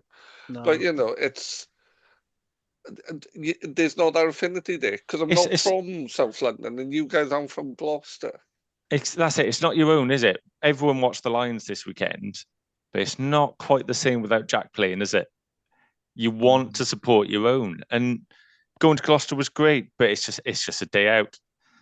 It's Yeah. just a day out. It's not going and caring, No. and you can't beat supporting your local club. But I'm probably not as emotional about it as you, Garth, I would say. But for me, it would be I would be very disappointed to see the Dragons go. But if they did, it would be Newport IFC for me, regular. And to get my pro rugby fix, I go across to Gloucester. I think that's what I would do.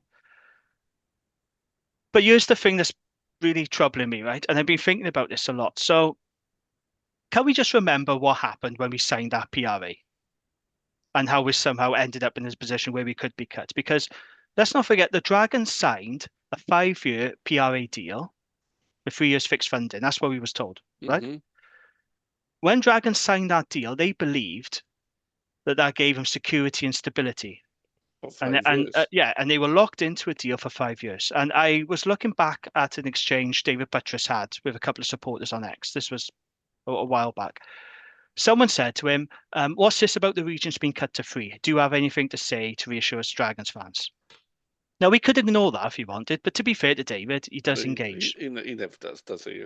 No, he never ignores anything. He engaged, and he replied, Dragons owners are signed and committed with the WRU for the next years. Didn't say how many, he just said next years. And then someone else replied, another fan said, are they committed with the Dragons in return? David Buttress replies, it is a two-way legally binding agreement. So yes, I wouldn't sign a one-way commitment, right? A legally binding agreement we have signed.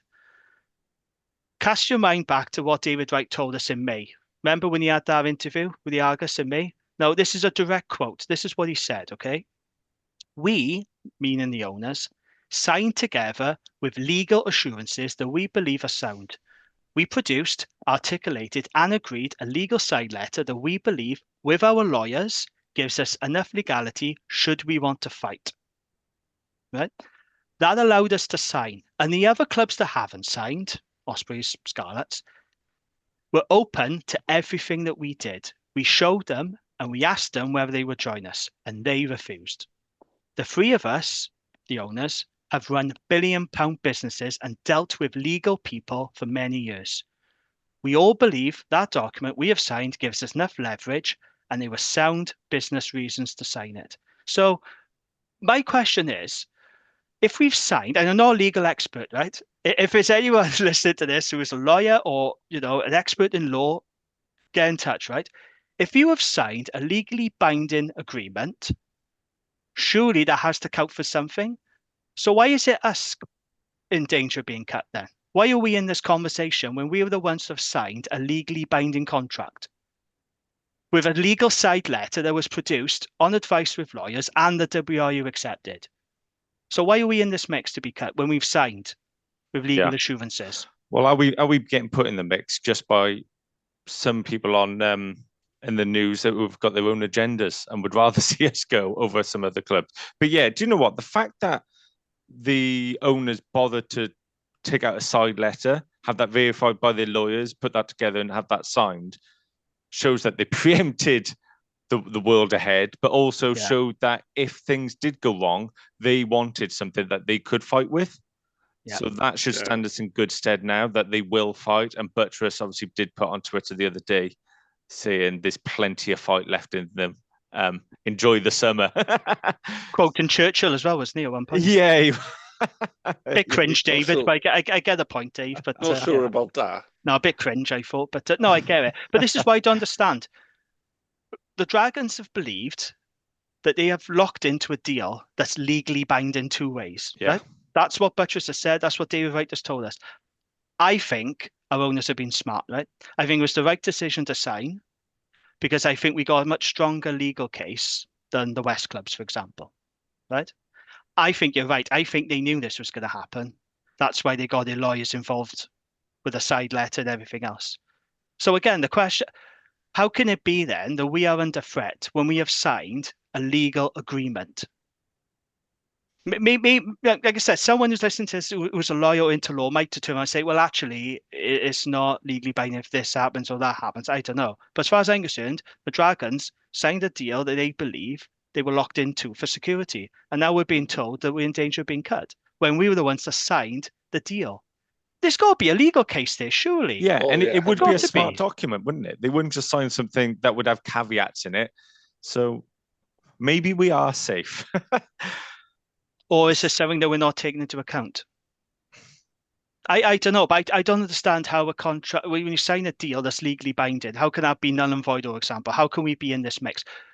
Surely the teams that didn't sign the PRA, they are the ones in real danger because they did not sign, whereas we signed it on advice with the lawyers and we've sought legal advice, as David said. It's very interesting, though. I didn't realize it at the time. When you read back his comments, the amount the times the word legal is mentioned. I think they preempted this. I think they knew that something like this was going to happen.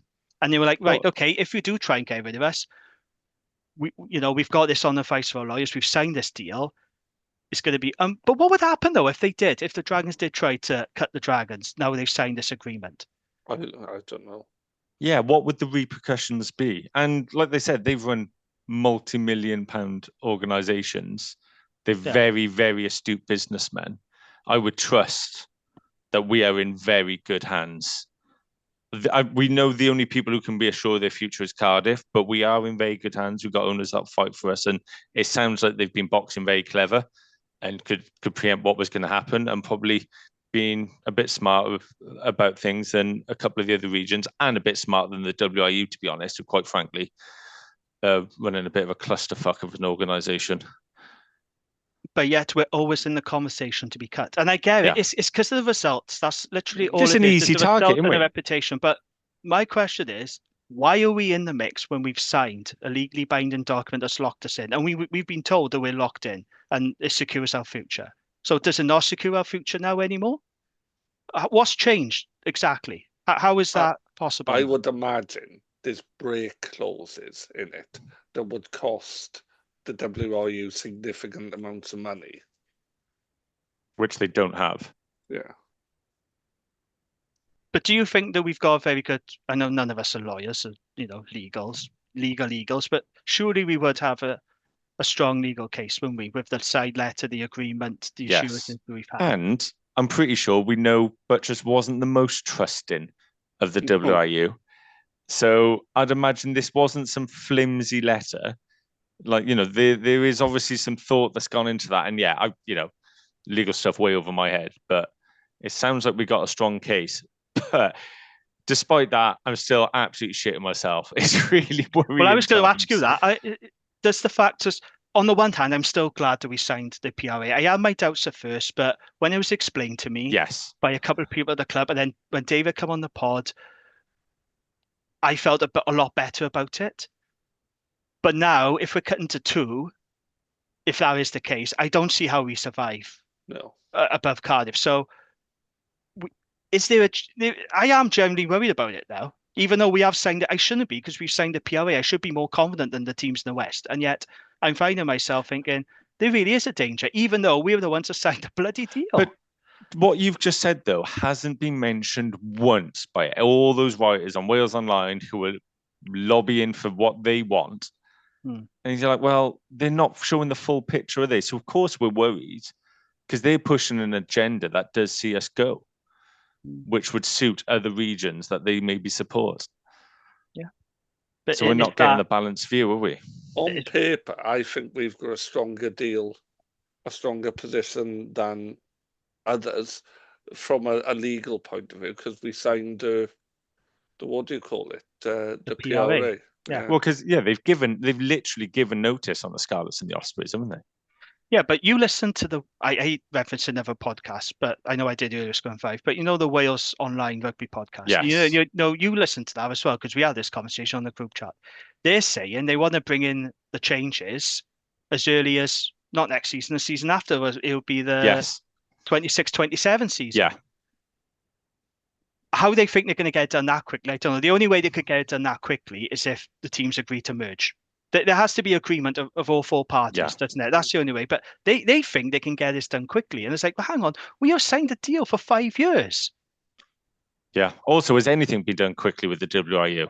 Oh, no. I mean, this nonsense about, they'll have a decision in October. Yeah, right.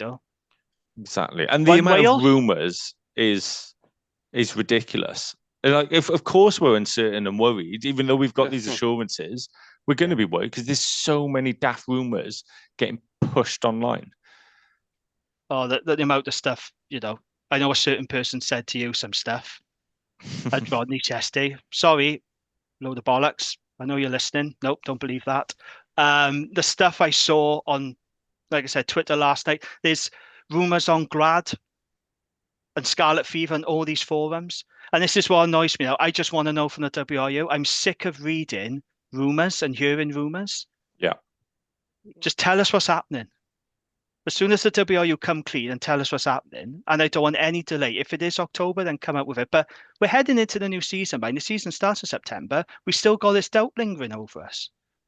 And we know from players talking to coaches and all before and how rugby is that recruitment and retention pretty much starts when you start the season. Yeah. Those conversations. We announced Ben Carter at the end of September last season, I think, re-signing. Well, how are you having those conversations if you don't know you're going to exist?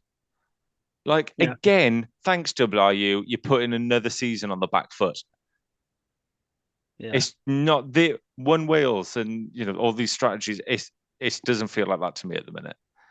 No, not at all. And do you know, I was feeling really positive about this season. I am positive about the recruitment we made. I've said it before. I think given the reputation that we got and the results we've had, I think we've signed some very good players. I think when you look at our squad now, because I know one of our listeners, Greg Carter, he did a squad depth chart, didn't he? Yes.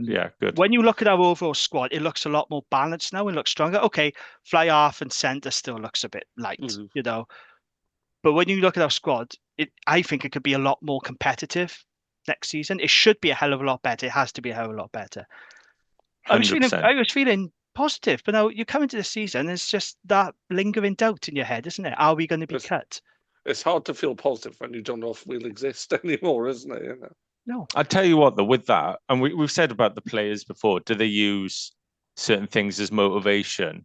I think the play, I know uncertainty is not good, but let's go out there, prove people wrong. Let's change the narrative. And fans, this could be your last chance. Get over there, get your season tickets, spend your money in Rodney Parade. It could be gone, and you'll regret it. So lose it. Let's be vocal. Let's get over there. Let's support our team, and put our money into the club where and when we can. If it goes, you're not going to have another chance because it'll never ever come back. That's the thing. Once you cut, it's gone. It ain't coming back. That's why it's such a major decision. To cut a team is a huge repercussions. Once it's gone, it's gone. It ain't coming back. Remember what Rhys Blumberg, friend of the pod, said last year? He said, I genuinely believe the Dragons are in the best position of all four regions. It would just be an absurd decision to cut the region which has the most stability. We've got our house in order, and it's the best I've seen in Wales. And yet here we are, still facing threats, being closed down, facing calls of being a development team. Outrageous. I tell you what I'd love to see a stat on as well, is how many current players in the Wales setup are from the what would have been the Celtic Warriors region. I wonder if that region of Wales is still producing top class rugby players or not, or did we literally kill it off? But that region of Wales, there wasn't really a region of Wales, was it? Because Bridgend and Pontypridd aren't near each other. And Good old WRU. it was like the valleys. Well, the valleys is a big thing because I'm from Ebervale, and I wouldn't consider myself to be from the same part of the world as somebody from Gleneath, which is also the valleys. Yeah. Absolutely. How many boys from Bridgend and from the kind of Rhondda and Taff area in the Welsh squad? A number, I would say. There's almost certainly more players from Bridgend in the Welsh squad now than there have been from North Wales in the last 4 years. But, let's not get on to North Wales. Sorry, Jamie as well. Went off what you said then, but I mean, the more you're saying about what our owners have said, the legal letter, what Blumberg has stated, it is making me feel a bit more confident. But But we're always in the conversation still. Until it's signed and sealed, I'm still going to be worried. Yeah. Like I said, I'm resigned to losing the team. Unfortunately, I think it is going to happen. Yeah, I don't know. I think for the first time, I'm genuinely concerned. I am genuinely concerned the Dragons could fold. I felt like this, not as much as, but in 2017 when we were put up for sale. Remember that? And then we couldn't find a buyer. We were hemorrhaging money. The WRU took over. I mean, it wasn't the same situation as Cardiff because people forget Dragons never actually went into administration like Cardiff did. We would have done had they not taken over, but I thought then that could be the end because there was no buyers coming forward, was there? And we were hemorrhaging money. But now for the first time, I feel like we're in trouble if we go down to 2. The only way I see it being 4 is if it's a 2+2 funding model, like what we're going to have next season. But they're not going to accept that, are they? You are not going to get Ospreys and Scarlet saying, yeah, we'll accept this going forward long term. No. They're not. No one's going to accept being a development team. No one's going to accept having lesser funding. No one's going to accept being cut. Honestly, I think Welsh Rugby is in for some really tough times ahead. I could see again very messy, very ugly lawsuits, and then we'd be back to square one, infighting, politics, self-interest. It's just grim, isn't it? It's really grim. But I am gutted at the prospect of not just losing Dragons, but losing a team. I really am. Yeah. It's a shame. It's a shame we've ended up in this situation. And why is that? We've ended up in this situation because of the mismanagement and carelessness of the WRU for 15 years. Yeah, and we pay the price for their mistakes. Yeah, when they say regional rugby hasn't worked, it did work because we had Grand Slams, Six Nations, World Cup semi-finals. We had all that with 4 teams. So when they say it didn't work, it did work. But what happened was the WRU, they didn't fix the roof when the sun was shining. They papered over the cracks. They didn't invest in our game. And now we are where we are. The National Academy. Yeah. It's because of them we're in this mess. No good blaming other teams. I've seen people saying, oh, well, the WRU should have closed down Dragons back in 2017. You know, that would have solved this mess. Oh, well, it's Cardiff's fault because, you know, they were careless with money and they went into administration. It wasn't their fault what happened. They had dodgy owners. They were sold a dream and, quite frankly, they got pup. Yeah. And then the WRU had to rescue. It's not their fault. Those dreams, don't you? You know, someone says, look, you know, I'm going to make you magic, then you're going to listen to them. It's not their fault what happened to them. No. But we are in this situation because of their situation. Because the other 2 didn't sign. Where you could say, well, it's the West teams clubs because they didn't sign. Had they signed the PRA, if they followed what we did, you know, we showed them a letter, we showed them everything. That was enough for them. And I'm not criticizing them for it. I'm just saying they didn't sign it. So had they did sign it, then maybe we could have had 4 teams for another 5 years. But they haven't. So you can point the fingers all where you want. But my point was, you can point fingers anywhere you want to, but it comes back to the mismanagement of the WRU. That's where it comes back to. No good blaming teams. It's the WRU. It's a poorly run organisation, has been for a while. And probably will be, regardless how many teams we have. Even if we have 2 teams. Do you trust the WRU to implement all these changes and do it correctly and do it in the right way? Welsh Rugby will still be a shit show. I guarantee you, even with 2 teams, 3 teams, whatever, Welsh Rugby will still be a shit show. And what happens in 10, 15 years, by the way, if we go down to 2 teams and Wales are still shit? What you're going to cut more? You're going to cut again? You're going to cut to 1 team? What happens then? And there's this argument, and it's partially true, but not fully true. The idea that, well, you know, because the amateur clubs have so much say, they have blah, blah, blah. Not actually the major issue, really. You know, kind of the people who've been running the RF or the WRU for the last 5 years are all professional people from business. There's no mystery thing, is there? You know, it's. No. I'm afraid Abby Tierney and Richard Colleague would have been a huge disappointment. Oh yeah, and I was optimistic of their appointments, but there's rumours of her putting in a resignation. Now that's the latest rumour doing the rounds. Again, it's just a rumour. No idea if it's true or not. Or what happens if that happened? You know, where do we go then? You know, it's just I'm sick of the rumours. I'm sick of the rumours and the whisperings. Just make a decision and we go from there. But let's see what happens. I guess in the meantime we have to keep the faith, don't we? But well, that's all we can do, really. Isn't it? It is. Before we wrap up, just very quickly, because we'll talk about this when we do a special preview pod. Our European fixtures have been confirmed a week after. it's a strange system, isn't it? You know, they do the draw, but you don't know who you're playing, where you're playing. It's A bit bonkers. ridiculous, isn't it? It's absolute nonsense. So anyway, it's all be confirmed. So round 1, Sunday, December the 7th, away to Perpignan. That's at 2 p.m. Round 2, Sunday, December the 14th, we are home against Lyon. That is going to be tough. They are a very tough team, Lyon. Very physical team. Just ask the Ospreys when they came down to Swansea. Very, very tough team. Massive pack. We're away to Benetton in round 3, Saturday, January the 10th. Feels like a winnable game, but it is very tough. And then on round 4, Friday, we have got Newcastle at home.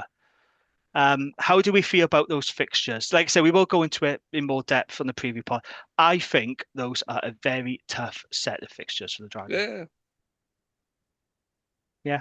That's just it, is it? Yeah. Okay, No, fair enough. but, you know, two good French sides, Benetton, who are difficult to beat, and you know, Newcastle, who've now got lots more money, so perhaps will be better. But that hasn't been confirmed yet, is it, the Red Bull? It hasn't actually No. been, it's just been in the news. They haven't Yeah. confirmed it. I mean, they have lost so many players. They've lost so many of their star players. I don't think they're going to be great next season, No. regardless of investment. No, neither do I. It'll take a But bit they of would time have on had it. time to replace everyone. Would Yeah. they? Yeah. I tell you what, with those fixtures, I'm disappointed we didn't get Racing away. Would love to go to La Defense Arena because that looks like a cool place. But I just like whether we can get out. Look, we all want a cup run, whether we can get out of the group or not. But let's just have something on that Newcastle game. Friday night, Rodney Parade in the horrible depths of a Welsh winter is going to be grim. Let's have something on that game, and that could be a really good night. And that's why I want to go over Rodney Parade, and games mean something. Yeah. Because our season is essentially always over by Christmas.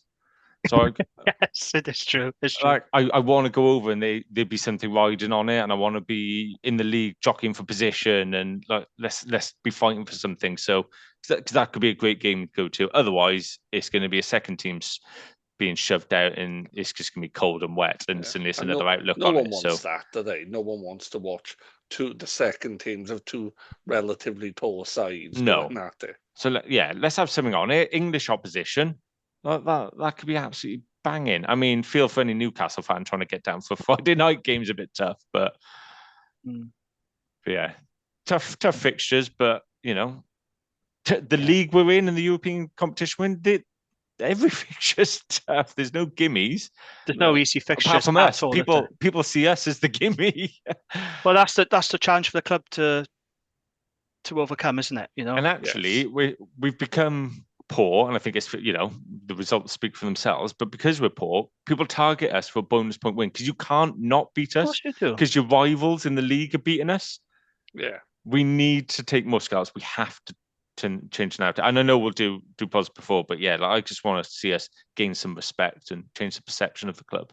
Yeah, it's what Toby Booth said when he first took over the Ospreys. He said, one of the first things I want to do is for us to earn respect, and he did that. And let's try and get some respect. What I would say about just before we wrap up these Challenge Cup fixtures, Philo, please put out a good team for every round. What we don't want youth teams, because there was a lot of anger about that, about the Montpellier selection. We got away with it up in Newcastle, but you was at that Q&A as well, Gareth, and there was a few people pretty annoyed, wasn't there, about the selection, and even Blumberg said, we'll have to get the coaches in to explain that. But let's give it a proper crack. Play a proper team, not kids. That's what I want to see. Let's treat this competition with respect, and then we may get something out of it. That's what I would say to that. Yeah, totally agree. We'll wrap it up. God, it's been a long one, isn't it? I've been on my soapbox tonight. I needed a vent, though. I needed a vent after 3 days I've had. I think we'll leave it there. Thank you very much, gentlemen. It's been great, isn't it? It's been nice to get back and put the world to rights, put Dragons Rugby and Welsh Rugby to rights. Therapy. It is. It's very good therapy, and I've needed it lately. I can't be honest. Thank you both for joining me. Thank you to our friends at Riverside Sports Bar for their continued support of the podcast. Thank you to our listeners who continue to support us and leave really nice reviews. We appreciate it. But until the next time, whenever that would be, could be a week, could be 3, who knows now. See what happens in Welsh Rugby, I guess. Until next time, thanks for listening, and we'll catch you on the next one. Ta-ra.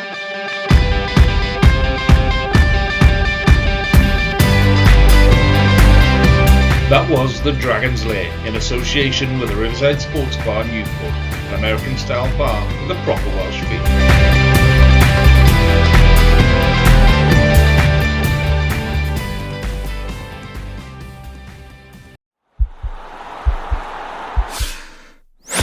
This podcast is part of the Sports Social Podcast Network.